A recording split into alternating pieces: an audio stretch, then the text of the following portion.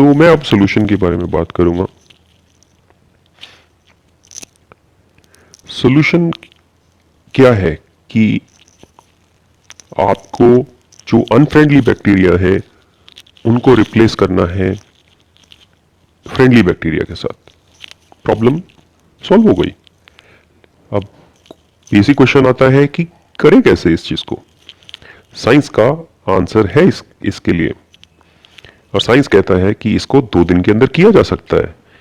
और few days का मतलब ये है कि 2 से 3 दिन के अंदर ये चीज हो सकती है। आप कहीं पे भी कर सकते हैं, आप घर में कर सकते हैं, हॉस्पिटल में कर सकते हैं, कहीं भी कर सकते हैं इस चीज को। कितने लोग ट्राई करना चाहेंगे? जितने भी लोगों ने हाथ खड़ा किए उनको हम लेके चलेंगे और कोशिश करेंगे और देखेंगे कि कितने लोग इस चीज को लेना चाहते हैं।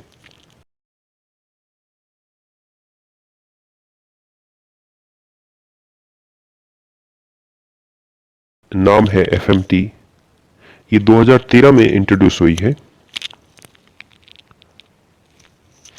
और ये है FMT एक थेरेपी का नाम है, और इस थेरेपी से आप ज्यादातर इलनेस को क्योर कर सकते हैं।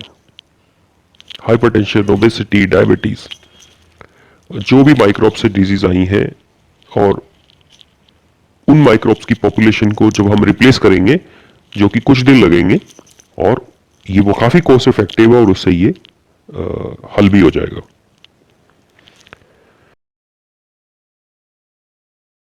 इस FMT का फुल फॉर्म का है फीकल माइक्रोबायोटा ट्रांसप्लांट।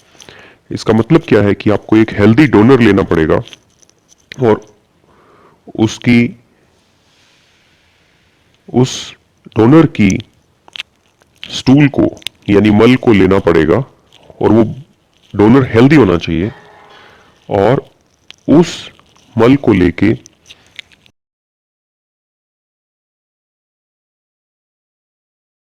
उसको हम एक सिरिंज के अंदर डालेंगे, और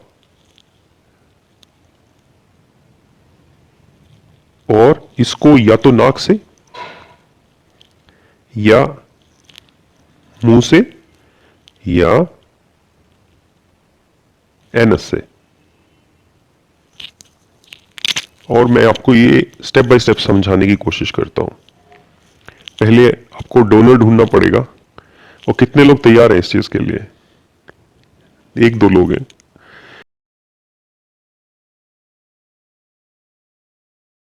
और पहला स्टेप क्या है? एक डोनर को ढूंढिए, हेल्दी डोनर, सुंदर डोनर। और FDA ने इसको एज ए ड्रग क्लासिफाई कर दिया है, इसको एज ए ड्रग कहा है।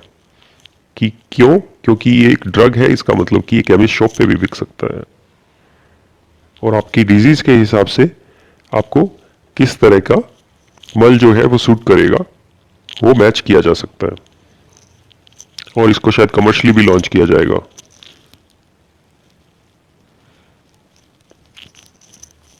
तो पहला स्टेप क्या है कि आप सैंपल लें, उसको स्क्रीन करें ताकि इसके अंदर कोई अनवांटेड जर्म्स और कोई और प्रॉब्लम्स ना हो। इसको फिर आप एक रेफ्रिजरेट करके इसको फ्रीज करें।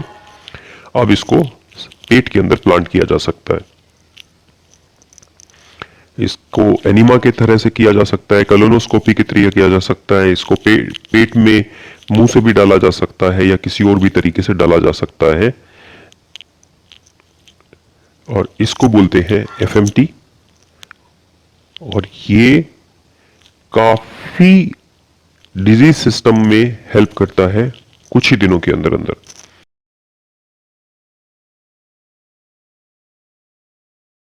और ये बहुत आसान है। अब इसको आप क्या बोलेंगे? नेचुरोपैथी बोलेंगे या मॉडर्न मेडिसिन बोलेंगे? और वो बिल्कुल सही बोलते हैं कि मॉडर्न मेडिसिन जो है क्योर कर सकती है, और ये एक एग्जांपल है। अब आप सोच रहे होंगे कि ये कैसे काम करता है।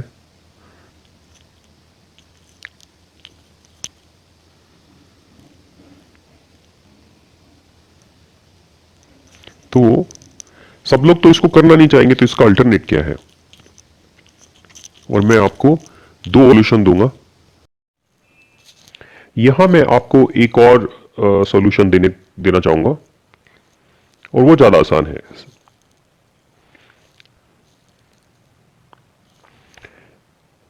हम ये समझने की कोशिश करते हैं कि ये जो जगह है पेट के अंदर, करीब 20 साल पहले मॉडर्न साइंस ने हमें बताया कि अपेंडिक्स बॉडी का ऐसा पार्ट है जो कि यूजलेस है, बिल्कुल वर्थलेस है। क्यों?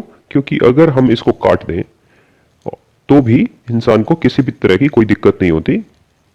अगर उसको काट के फेंक भी दे तो इंसान वैसे का वैसा ही रहता है, किसी भी तरह की कोई भी बदलाव जो है बॉडी के अंदर नहीं आता है, किसी भी तरह का कोई केमिकल चेंज नहीं आता, ना कि बॉडी के अंदर कोई चेंज आता है, ना सिकनेस के अंदर किसी तरह का कोई चेंज आता है। तो ये बिल्कुल ही यूजलेस है, और ये ह्यूमन के साथ बहुत सारे जनरेशंस के साथ चलता आ रहा है, और यही हमारी आज की डेट की अंडरस्टैंडिंग है, जैसा कि लिटरेचर में लिखा हुआ है। अब जैसे कि हम समझते हैं कि धीरे धीरे इंटेस्टाइन में फ्रेंडली बैक्टीरियाज की कमी हो जाती है, और जैसे जैसे ये कमी होती है तो अपेंडिक्स धीरे धीरे बैक्टीरियाज को, अच्छे बैक्टीरियाज को इकट्ठा करता रहता है।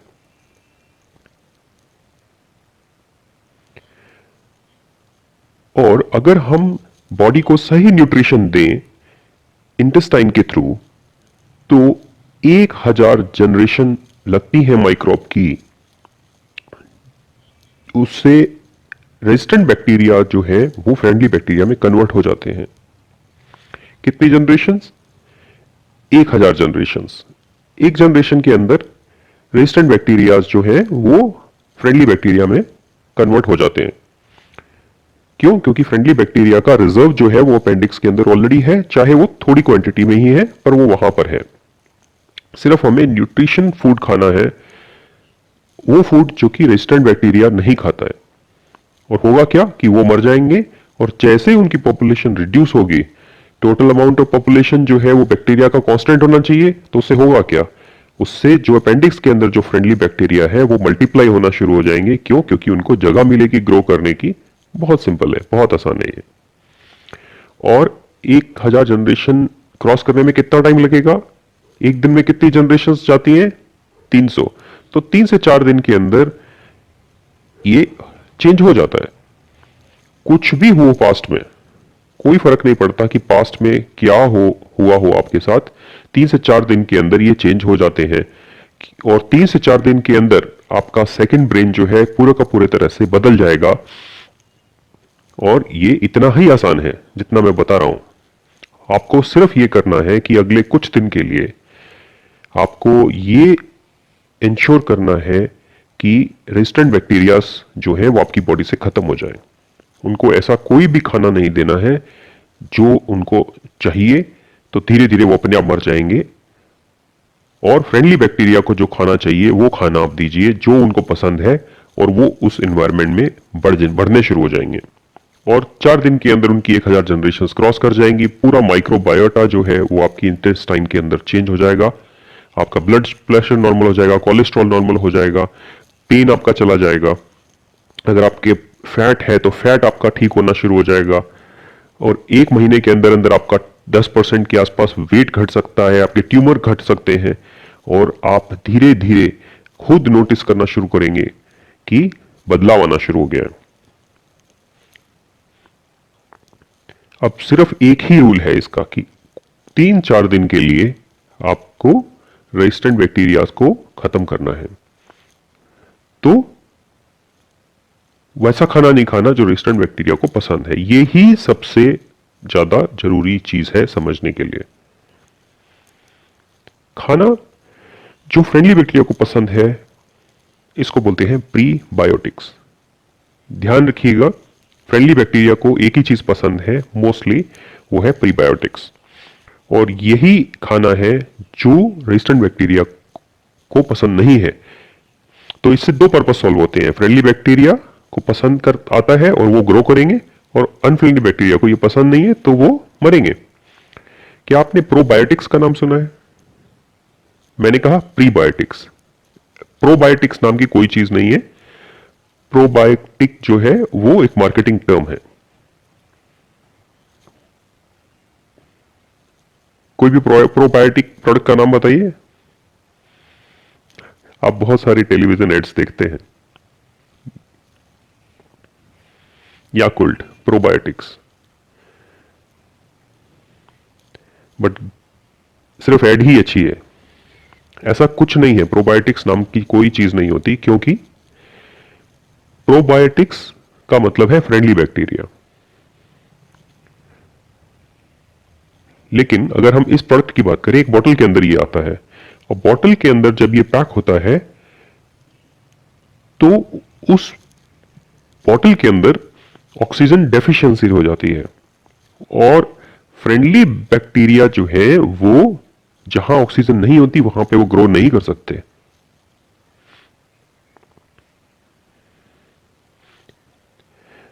और जहां पे ऑक्सीजन की ज्यादा है, ऑक्सीजन ज्यादा है, वहीं पे ये ग्रो करते हैं।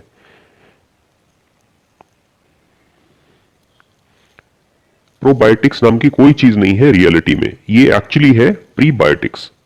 इसको हमें हटाना पड़ेगा वोकैबुलरी को, और हमें ऐड करना पड़ेगा प्रीबायोटिक। प्रीबायोटिक्स क्या है? प्रीबायोटिक्स क्या है? वो ऐसा खाना है जो कि अच्छे बैक्टीरियाज को पसंद है। सेलुलोज जो आपको हरी पत्तियों में मिलता है, अमाइलोज जो आपको जड़ों में मिलता है, पोटैटोज में, कैरेट्स में, पैक्टिन अपर कोटिंग जो एप्पल की होती है उसके अंदर मिलता है, इनुलिन जो है वो प्याज के अंदर मिलता है। इनको हम बोलते हैं प्रीबायोटिक। ये खाना है जो फ्रेंडली बैक्टीरिया को पसंद है। पर मैं आपको कंफ्यूज नहीं करना चाहता ज्यादा।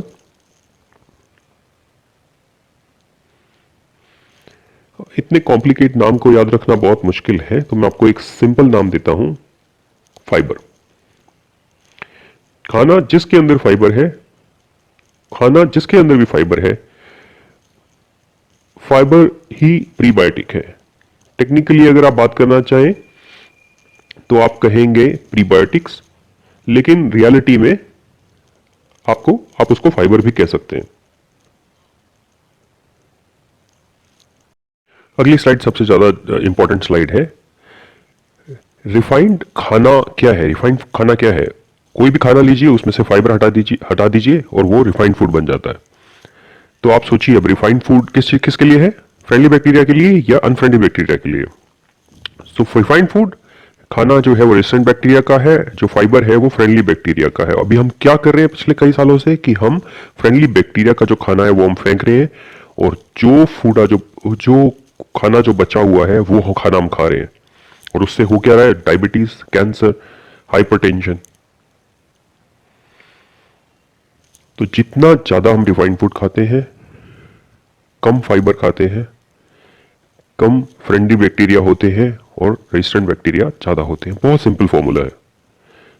तो हमें सिर्फ इसको उल्टा करना है, ज्यादा फाइबर खाना है, ज्यादा फ्रेंडली बैक्टीरिया करने हैं, कम रेजिस्टेंट बैक्टीरिया करने हैं, यानी कम रिफाइंड फूड खाना है। और इसको अगर हम अब एक फॉर्मूला में डालें तो फॉर्मूला क्या होगा? प्रीबायोटिक्स, सिंपल नाम इसका क्या है? Fibre, plus phytochemicals. Phytochemicals simple term में कोई भी ऐसा कंपाउंड है जो फ्रूट्स और वेजिटेबल के अंदर मिलता है। तो इसका कॉम्प्लेक्स नाम क्या है? फाइटोकेमिकल्स। और माइनस नाइट्रोसिमिन। नाइट्रोसिमिन क्या चीज है?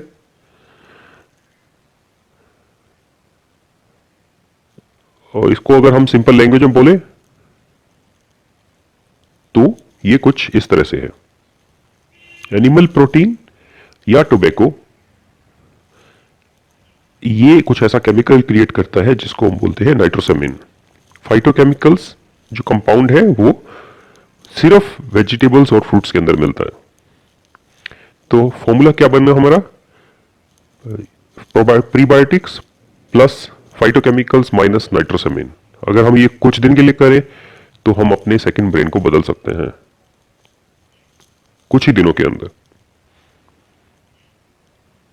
तो यहां अब हम क्या देखते हैं कि फाइबर्स, जिसको हम प्रीबायोटिक्स भी बोलते हैं, अगर हम किसी भी फूड को कुक करते हैं तो उसकी प्रॉब्लम क्या है कि वो फाइबर उससे खत्म हो जाता है और इससे उसकी फ्रेंडली बैक्टीरिया के लिए काम करने की एबिलिटी जो है वो खत्म हो जाती है। इंसान ही एक ऐसा है जो कि हम खाने को पकाते हैं। क्या कभी बिल्ली को खाना पकाते हुए देखा है? तो ऐसा नहीं है कि अब आपको आज ही से सब कुछ बदलना है, पर आपको फाइबर भी खाना है। जो भी आप खाते हैं उसके साथ आपको फाइबर खाना है, माइनस जो लास्ट पार्ट है वो प्लस फाइबर। आप उसको धीरे धीरे ऐड करना शुरू कीजिए। ऐसा नहीं है कि आप अपना राइस दाल रोटी सब रोक दीजिए, पर मैं क्या कहना चाह रहा हूं कि जो चीज मिसिंग है वो आप ऐड कीजिए और जो हार्मफुल है उसको आप घटाते जाइए। और अगर आप ये कर सकते हैं, ये ज्यादा मुश्किल नहीं है, और अगर ये कर सकते हैं, कोई भी कहता है कि डिफिकल्ट है, अगर आप कहते हैं कि ये डिफिकल्ट है तो मैं आपको कुछ स्लाइड पीछे ले जाऊंगा, तो ये शायद ज्यादा फिर इजी होगा आपके लिए करना। तो अगर आपके पास कोई आता है जो कहता है कि ये मुश्किल है करना, तो आप उसको यहाँ ये दिखा दीजिए कि मैं आपको ये रेकमेंड करता हूं, ये ज्यादा आसान है करना।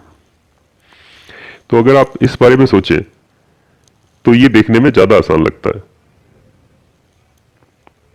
तो दोनों टेक्निक आप रखिए अपने पास, और जो पेशेंट प्रेफर करे उसको आप दे दीजिए। चाहे वो फ्रूट्स और वेजिटेबल प्रेफर करे तो उसको दे दीजिए, और वो कहे कि मेरे दांत नहीं है मैं नहीं खा सकता, तो आप बोलिए कि नहीं खाने की जरूरत नहीं है, हम सीधा ही डाल देंगे।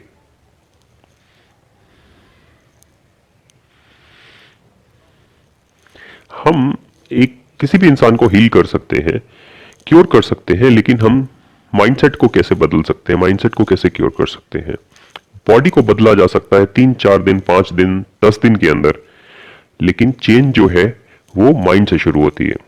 तो यही सबसे बड़ी प्रोसेस है, यही सबसे बड़ी एफर्ट है, ये हमें एफर्ट लगानी है।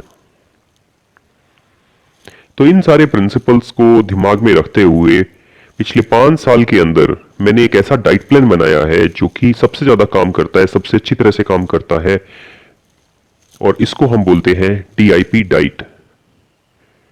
और कितने लोग इसको फॉलो कर रहे हैं यहाँ पे? काफी लोग। और कितने लोगों को रिजल्ट मिला है इससे? काफी लोगों को। बहुत बढ़िया। तो आप देखते हैं कि ये बहुत सिंपल डाइट है जो कि आपके माइक्रोबायोटा को पूरी तरह से बदल सकती है विद इन 72 आवर्स, 72 घंटे के अंदर अंदर बदल सकती है। और काफी लोग ऐसे हैं जिनको कि 20-20 सालों से प्रॉब्लम थी और कुछ ही दिन के अंदर उनको जो है वो मेडिसिन रोकनी पड़ गई। और आपने क्या किया? आपने कुछ नहीं किया, आपने सिंपल काम किया, जो कि आपने जो रेजिस्टेंट बैक्टीरिया का खाना है वो खाना अपने खाना बंद कर दिया, और जो खाना फ्रेंडली बैक्टीरिया का है वो अपने खाना शुरू कर दिया। 1000 जनरेशंस गुजरी, जो कि 3-4 दिन के अंदर हो जाता है, और ये सब ठीक हो गया। और ये हो जाता है, अपने आप हो जाता है, इसमें कोई मैजिक नहीं है, इसके अंदर कोई मिराकल नहीं है, ये बॉडी का ही मैकेनिज्म है, ऐसे ही बॉडी बनी हुई है, ऐसे ही ये काम करती है, ये सिर्फ हमें समझने की जरूरत है। हम कल बात कर रहे थे कि क्यों हमने इस चीज को पब्लिश नहीं कर रहे, तो ये ऑलरेडी पब्लिश्ड है, ये जर्नल है जिसके अंदर ये काम, ये डिटेल्स ऑलरेडी पब्लिश्ड है।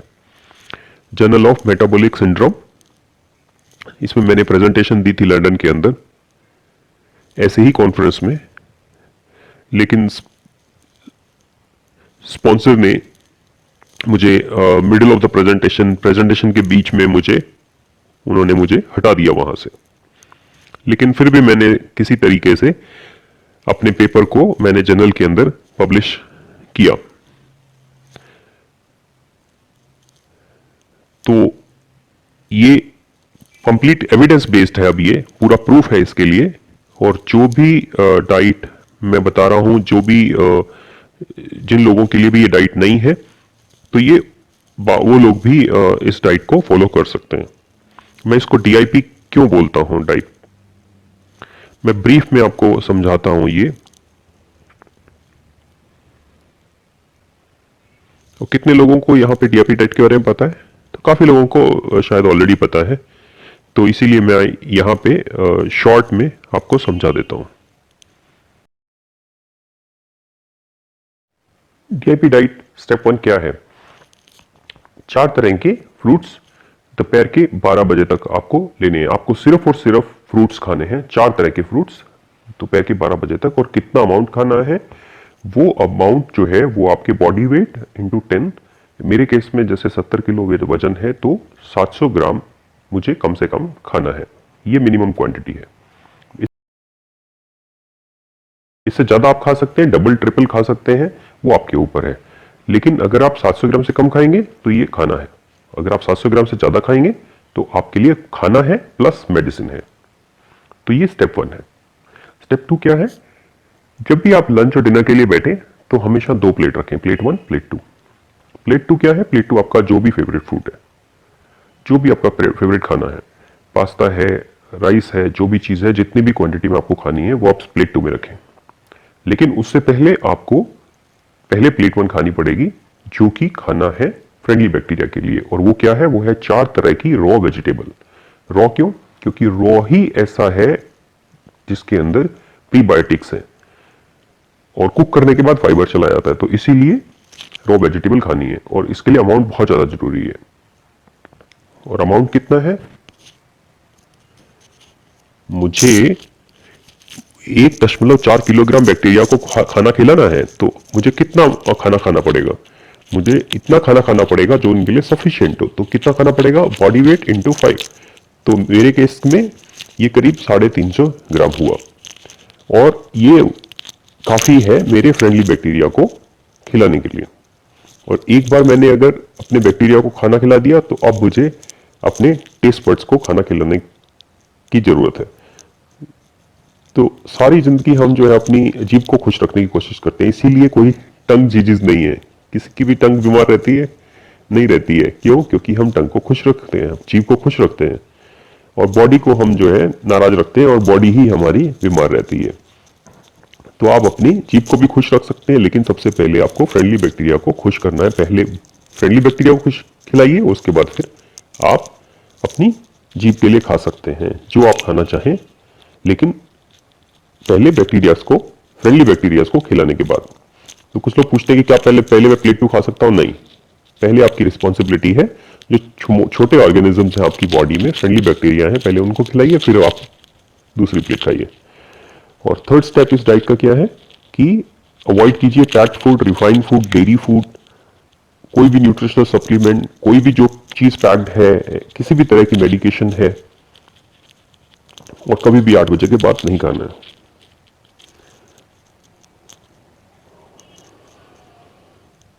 मेडिसिन कुछ रिलीफ आपको दे सकती है, पर आपकी जिंदगी नहीं बदल सकती। एज ए स्नैक्स आप क्या खा सकते हैं? नट्स खा सकते हैं आपकी बॉडी वेट के हिसाब से। तो मेरे लिए 70 ग्राम के आसपास हो गया। फ्रूट्स आप पूरा दिन खा सकते हैं जितना आपको पसंद है। डॉक्टर, कुछ लोग पूछते हैं कि डॉक्टर मैं डायबिटिक हूं तो क्या मैं मीठा फ्रूट नहीं खा सकता? तो मैंने उनको काफ़ी मेरे पेशेंट्स को मैंने बोला है कि आप मैंगो सीजन में ब्रेकफास्ट में मैंगो खाइए, लंच में मैंगो खाइए और डिनर में मैंगो खाइए। और कईयों ने ये किया क्योंकि वो मुझे गलत प्रूव करना चाहते थे, लेकिन धीरे धीरे उन्होंने देखना शुरू किया कि उनकी डायबिटीज तो बिल्कुल नॉर्मल है। और कुछ दिनों के बाद हमारे कुछ दोस्त हैं जिन्होंने भी ये चीज़ टेस्ट की, और वो शुगर केन जूस पिया उन्होंने, और उसको पिया, 3-4 गिलास पिए, और उसके बाद भी टेस्ट किया, लेकिन शुगर केन क्या है? फ्रूट है। तो ब्लड शुगर जो है वो सेम लेवल पे रही, और वो उससे भी सेटिस्फाई नहीं हुए। तो उन्होंने कुछ और अपने डायबिटिक पेशेंट को बुलाया और उनके साथ उन्होंने टेस्ट किया, और जब उन्होंने देखा कि उनके भी रिजल्ट कुछ ऐसे ही है, तब उन्होंने इस तरह के मिशन के साथ जुड़ने का निर्णय लिया। आज योगेश जी यहीं पे हैं, उनकी वाइफ भी यहीं पर है।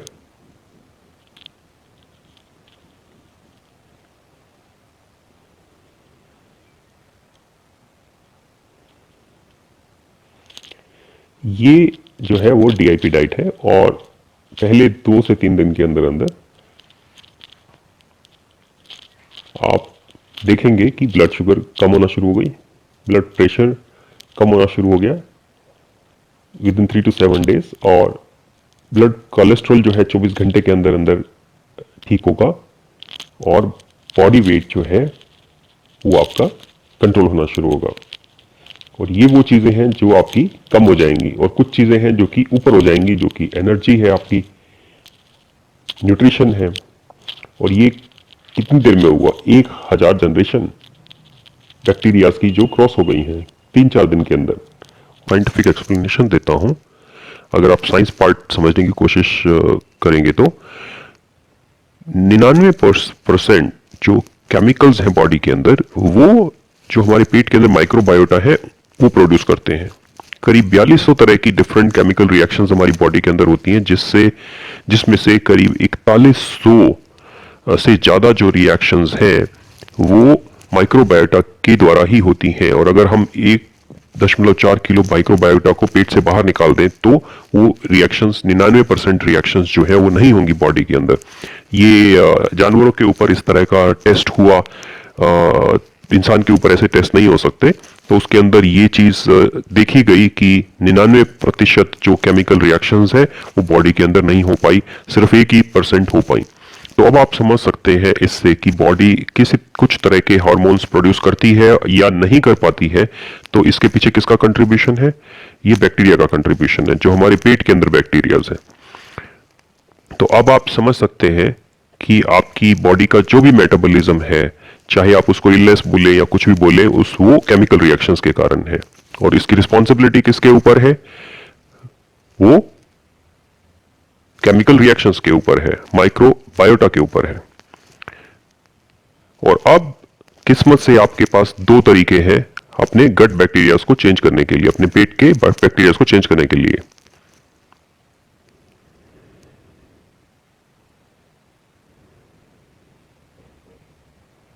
तो आप में से कितने लोग दूसरे तरह का तरीका पसंद करेंगे?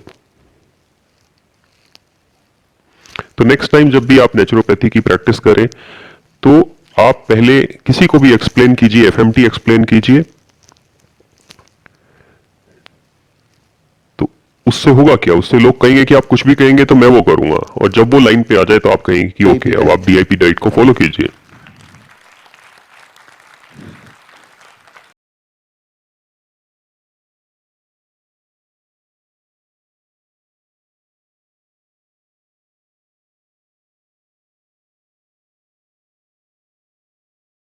कि अगर आपके पास कोई गंदा इंसान आता है कि मैं अपने आप को क्लीन करना चाहता हूं, तो आप बोलेंगे कि साफ कर लो, नहा लो।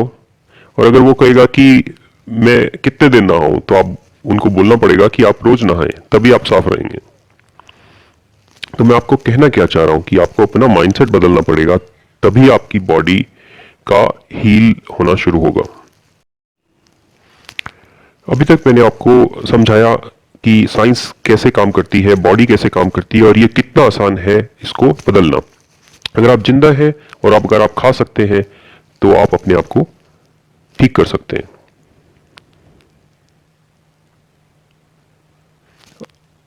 कल काफी लोग मेरे से मिले और सब लोग अपनी एक अंडरस्टैंडिंग लेके आए, और आप लोग कुछ और जानना चाहते थे, कुछ लोगों के क्वेश्चंस थे, कुछ लोग लीवर सिरोसिस के बारे में पूछ रहे थे, अपने बारे में या अपने रिश्तेदार के बारे में, कुछ लोग ब्लड कैंसर के बारे में पूछ रहे थे, कुछ लोग थायराइड प्रॉब्लम के बारे में पूछ रहे थे। इस तरह के कुछ क्वेश्चंस जो हैं वो आप लोगों ने मेरे से बाहर पूछे थे। काफी लोगों ने आपने में से इंटरेक्ट किया मेरे साथ। सब लोगों का कोई ना कोई क्वेश्चन था एक पर्टिकुलर डिजीज के बारे में, जैसे लीवर सिरोसिस। किसने पूछा था ये क्वेश्चन? मैं एक चीज जो मैं देख रहा था वो ये कि आपका फोकस ये था एक पर्टिकुलर इलनेस, कि मुझे क्या करना है और कितने दिन करना है। जिसको भी इलनेस है वो किसी और तीसरी चीज के बारे में नहीं सोचेगा। अगर आप उसको ठीक कर सकते हैं तभी वो किसी और चीज के बारे में सोचेगा। तो 2 ही क्वेश्चन है, क्या करना है और कितने दिन करना है। यही सब लोग पूछ रहे थे, यही सबका कॉमन क्वेश्चन था, चाहे डिजीज कोई भी हो, चाहे कैंसर है उसमें भी यही क्वेश्चंस थे। यही सबसे जरूरी क्वेश्चंस थे। क्यों? क्योंकि आप रिजल्ट देखना चाहते हैं, क्योंकि आप पेन में हैं, आप डिस्कंफर्ट में हैं। तो आपका सबसे ज्यादा जरूरी है समझना वो ये कि कितने दिन लेना है और कैसे लेना है। आप इसके बियॉन्ड नहीं सोच सकते। क्या करना है, कितने दिन करना है। तो मैं आपको यही क्वेश्चन का आंसर दूंगा ताकि आप सही तरीके से इस चीज को कर सकें शुरू से ही, बिना किसी प्रॉब्लम के।